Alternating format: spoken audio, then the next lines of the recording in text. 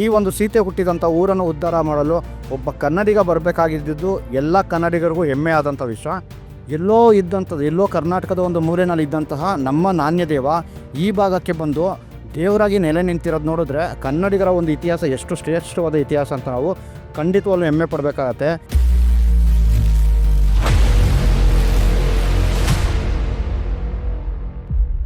ಗೆಳೆಯರೆ, ಕನ್ನಡಿಗರಿಗೆಲ್ಲ ಒಂದು ಹೆಮ್ಮೆಯ ವಿಷಯ ಏನಂದರೆ ಸೀತೆ ಹುಟ್ಟಿದ ಈ ಒಂದು ಊರು ಅಂದರೆ ಇವತ್ತಿನ ಈ ಒಂದು ನಾಣ್ಯಪುರ ಅಥವಾ ನಾನ್ಪುರ ಇರುವಂಥದ್ದು ಸೀತಾಮಾಡಿ ಅನ್ನೋ ಜಿಲ್ಲೆಯಲ್ಲಿ. ಇದೇ ಜಿಲ್ಲೆಯಲ್ಲಿ ಸೀತೆ ಹುಟ್ಟಿದ್ದು ಕೂಡ ಅಂತ ಎಲ್ಲೂ ನಂಬ್ಕೊಂಬಂದಿರೋದು. ಈ ಒಂದು ಸೀತೆ ಹುಟ್ಟಿದಂಥ ಊರನ್ನು ಉದ್ಧಾರ ಮಾಡಲು ಒಬ್ಬ ಕನ್ನಡಿಗ ಬರಬೇಕಾಗಿದ್ದು ಎಲ್ಲ ಕನ್ನಡಿಗರಿಗೂ ಹೆಮ್ಮೆ ಆದಂಥ ವಿಷಯ. ಇನ್ನು ಬನ್ನಿ, ನನ್ನಿದೇವನ ಒಂದು ಪ್ರತಿಮೆ ಯಾವ ರೀತಿ ಇದೆ ಅನ್ನೋದು ಕೂಡ ನಾನು ನಿಮಗೆ ತೋರಿಸ್ತೀನಿ. ಕನ್ನಡಿಗರು 800 ವರ್ಷಗಳ ಹಿಂದೆ ಈ ಭಾಗದಲ್ಲಿ ಮಾಡಿದಂಥ ಒಂದು ಅಭಿವೃದ್ಧಿ ಕಾರ್ಯಗಳು, ಅವರು ತೋರಿದ ಒಂದು ರಾಜಕೀಯ ದಿಟ್ಟತನ, ಸಾಮಾಜಿಕ ಒಂದು ಬದಲಾವಣೆಗಳು ಅಥವಾ ಇಲ್ಲಿನ ಒಂದು ಆರ್ಥಿಕ ಚಟುವಟಿಕೆಗೆ ಕನ್ನಡಿಗರು ನೀಡಿದಂಥ ಕಾಣಿಕೆಗಳು, ಈ ಎಲ್ಲವುಗಳ ಕಾರಣದಿಂದ ನಮ್ಮ ರಾಜ ಒಬ್ಬ ಈ ಭಾಗದಲ್ಲಿ ದೇವರೇ ಆಗಿದ್ದಾನೆ ಮತ್ತು ಇಲ್ಲಿ ಈತನನ್ನು ಬ್ರಹ್ಮನ ರೂಪದಲ್ಲಿ ಈಗಲೂ ಆರಾಧಿಸ್ಕೊಂಡು ಬಂದಿದ್ದಾರೆ. ಆದರೆ ಸ್ಥಳೀಯರಿಗೆ ಎಷ್ಟೋ ಜನ ಗೊತ್ತೇ ಇಲ್ಲ ಇದು ಬ್ರಹ್ಮ ಅಲ್ಲ, ಇದು ನನ್ನಿದೇವ ಅಂತ. ಇತಿಹಾಸಕಾರರು ಇದನ್ನು ನಾಣ್ಯದೇವನ ಪ್ರತಿಮೆ ಅಂತ ಸಾಕಷ್ಟು ಜನ ಹೇಳಿದ್ದಾರೆ.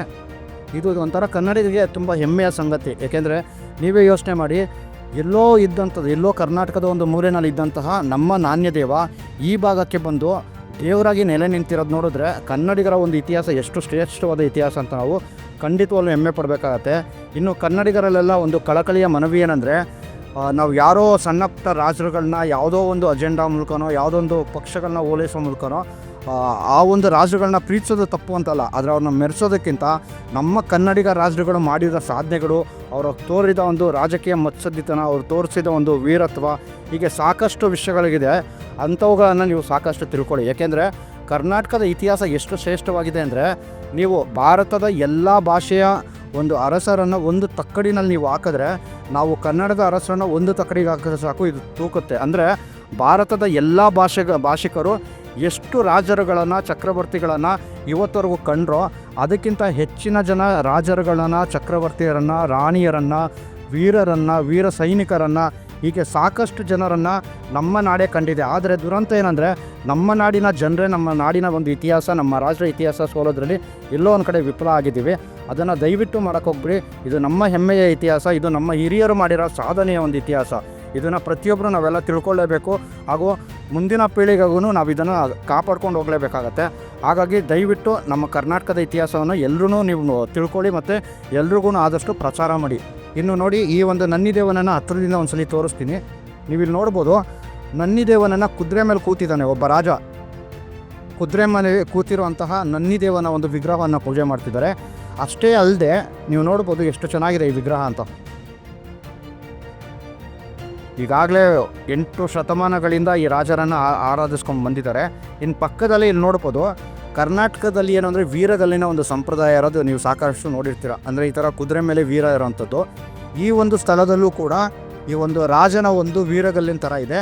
ಈ ವೀರಗಲ್ಲನ್ನು ನೋಡಿದ್ರೆ ಕೂಡ ಇದು ಕೂಡ ನನ್ನಿದೇವನ ಒಂದು ಹಳೆಯ ಮೂರ್ತಿ ಇರಬಹುದು ಅನಿಸುತ್ತೆ. ಅಂದರೆ ಈ ಭಾಗದಲ್ಲಿ ನನ್ನಿದೇವನನ್ನು ದೇವರ ರೂಪದಲ್ಲಿ ಪೂಜೆ ಮಾಡ್ಕೊಂಬಂದಿರೋಕ್ಕೆ ಇದೊಂದು ದೊಡ್ಡ ಉದಾಹರಣೆ.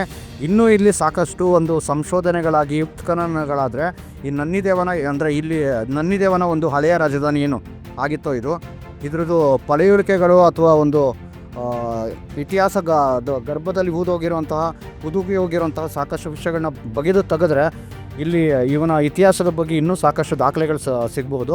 ಹಾಗಾಗಿ ಕರ್ನಾಟಕ ಸರ್ಕಾರ, ಭಾರತ ಸರ್ಕಾರ ಮತ್ತು ಬಿಹಾರ ಸರ್ಕಾರಕ್ಕೆ ನನ್ನ ಮನವಿ ಏನಂದರೆ, ನನ್ನಿದೇವ ಈ ಒಂದು ಮಿಥಿಲೆ ಅಥವಾ ತಿರ್ಹತ್ ಪ್ರದೇಶಕ್ಕೆ ನೀಡಿದಂಥ ಕಾಣಿಕೆಗಳ ಬಗ್ಗೆ ಇನ್ನೂ ಸಾಕಷ್ಟು ಸಂಶೋಧನೆಗಳಾಗಲಿ, ಆ ಮೂಲಕ ಎಲ್ಲ ಕನ್ನಡಿಗರಿಗೂ ಒಂದಷ್ಟು ಮಾಹಿತಿ ಸಿಗಲಿ ಅಂತ ನಾನು ಕೇಳ್ಕೊತೀನಿ. ಕನ್ನಡದ ಹೆಮ್ಮೆಯ ಸಾಮ್ರಾಟ, ನಮ್ಮ ಕರ್ನಾಟಕದ ಒಂದು ಮೂಲೆಯಿಂದ ಇವತ್ತಿಗೆ ಮಿಥಿಲೆಯವರೆಗೂ ಬಂದು ರಾಜ್ಯವನ್ನು ಕಟ್ಟಿದಂತಹ ನಾಣ್ಯದೇವ ಚಕ್ರವರ್ತಿಗೆ ನಮ್ಮ ಕನ್ನಡದ ಬಾವುಟವನ್ನು ಒದ್ದಿಸಿ ಸನ್ಮಾನ ಮಾಡಿದ್ದೀವಿ. ಸೊ ಇದ್ರ ಮೂಲಕ ನಾನು ಇವತ್ತಿನ ಒಂದು ಸಂಚಿಕೆಗೆ ಶುಭ ವಿದಾಯ ಹೇಳ್ತೀನಿ. ನಮಸ್ಕಾರ. ಕನ್ನಡ ನಾಡು, ನುಡಿ, ಕನ್ನಡಿಗರ ಭವ್ಯ ಇತಿಹಾಸ, ಸಂಸ್ಕೃತಿ, ವಾಸ್ತುಶೈಲಿ ಮುಂತಾದ ವಿಷಯಗಳನ್ನು ವಿಡಿಯೋಗಳ ಮೂಲಕ ದಾಖಲಿಸುವ ನಮ್ಮ ಪ್ರಯತ್ನಕ್ಕೆ ನೆರವಾಗಿ